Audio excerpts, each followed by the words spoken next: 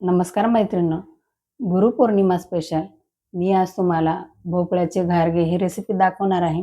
त्यासाठी लागणारं साहित्य: मी लाल भोपळा घेतलेला आहे, त्याला किसून घेतलेला आहे. 1 वाटी घेतलेला आहे. गूळ घेतलेला आहे 1 वाटी. 1 वाटी मैदा घेतलेला आहे. 1 चम्मच तूप घेतलेला आहे. 2 चम्मच तांदळाचं पीठ घेतलेलं आहे. पांढरे तीळ घेतलेले आहे आणि वेलची पूड घेतलेली आहे. चला तर मग भोपळ्याच्या घारग्याला सुरुवात करूया.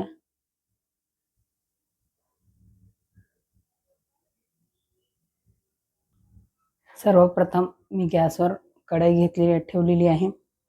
त्यानंतर आपण हा बारीक किसलेला भोपळा घालणार आहे.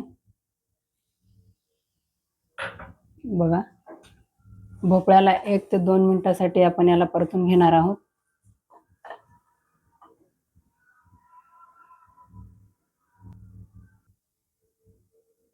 एक ते 2 मिनिट झालेले आहे. आपला भोपळा परतून झालेला आहे. यामध्ये आपण आता 1 वाटी गूळ घालणार आहोत.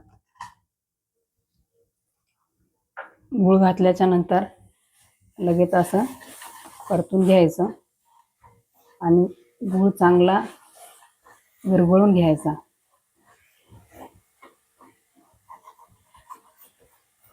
बघा, तुम्हाला दाखवते. बघा, या अशा प्रकारे व्यवस्थित गूळ असा विरघळून घ्यायचा.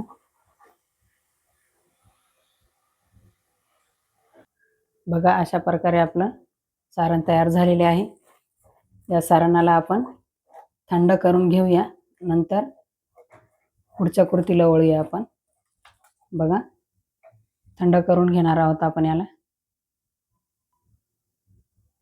बघा, आपलं सारण थंड झालेलं आहे. यामध्ये आपण आता तूप घालणार आहोत 1 चम्मच. तूप घातल्याच्या नंतर असं मिक्स करून घ्यायचं. बघा, त्यानंतर वेलची पूड घालायची. असं मिक्स करून घ्यायचं. परत 2 चम्मच तांदळाचं पीठ घालणार आहे आणि मैदा आपल्याला लागेल तसा घेणार आहोत मी. बघा, आता याचा आपल्याला कणिक मळून घेणार आहोत. बघा,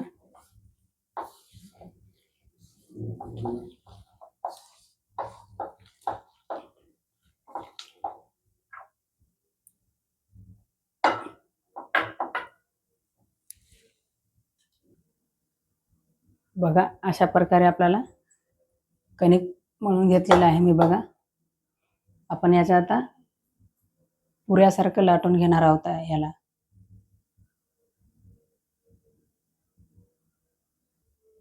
आपण आता याला लाटून घेणार आहोत. हाताला थोडंसं पीठ लावायचं, म्हणजेच मैदा. हे बघा, अशी गोळी तयार करून घ्यायची. थोडासा खाली मैदा टाकायचा आणि असं लाटून घेणार आहोत. बघा, तुम्हाला पाहिजे तसा आकार तुम्ही करू शकता, लहान मोठी.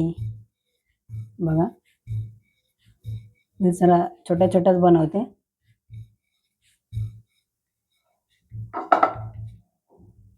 बघा, हे अशा प्रकारे जास्त पातळ पण करायची नाही, जास्त जाड पण ठेवायची नाही. बघा, अशा प्रकारे मी सगळ्या लाटून घेणार आहे.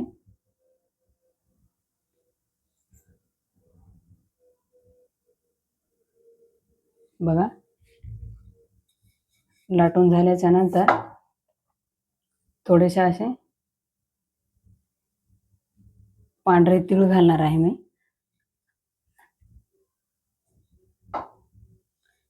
बघा, तीळ घातल्याच्या नंतर याला थोडंसं असं हे करायचं. बघा, अशा प्रकारे मी सर्व पुऱ्या बनवून घेत आहे. बघा, अशा प्रकारे मी लाटून घेतलेल्या आहे सगळ्या पुऱ्या.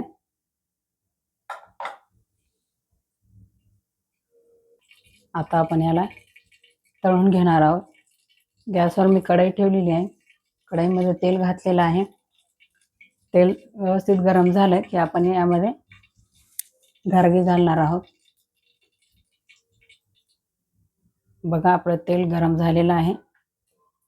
आपण आता यामध्ये हे घारगे तळून घेणार आहोत. बघा अशा प्रकारे तळून घ्यायचे आहे घारगे. आज गुरुपौर्णिमा आहे त्यामुळे मी हे भोपळ्याचे घारगे तुम्हाला दाखवत आहे. गुरुपौर्णिमा हा आषाढ महिन्यातील पौर्णिमेला साजरा केला जाणारा सण आहे. हा एक पवित्र सण आहे. या दिवशी आपल्या गुरुची किंवा शिक्षकाची पूजा करून त्यांचे आशीर्वाद घ्यावे. बघा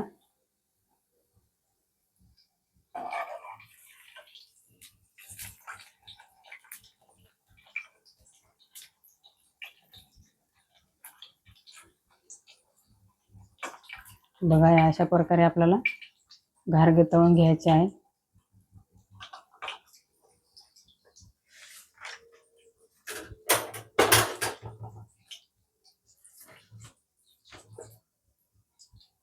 बघा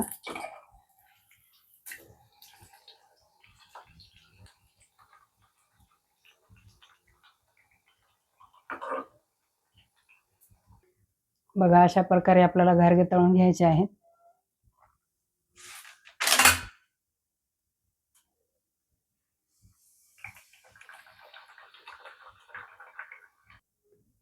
बघा अशा प्रकारे आपले भोपळ्याचे घारगे तयार झालेले आहे. भोपळ्यामध्ये भरपूर प्रमाणात फायबर, जीवनसत्वे आणि खनिजे हे पौष्टिक घटक असतात. भोपळा खायला पण खूप छान लागतो. अशा प्रकारे मी भोपळ्याची रेसिपी तुम्हाला दाखवलेली आहे. बघा किती छान दिसतात. नक्की घरी ट्राय करा तुम्ही. माझा हा व्हिडिओ आवडल्यास लाईक करा, शेअर करा, सबस्क्राईब करा. धन्यवाद.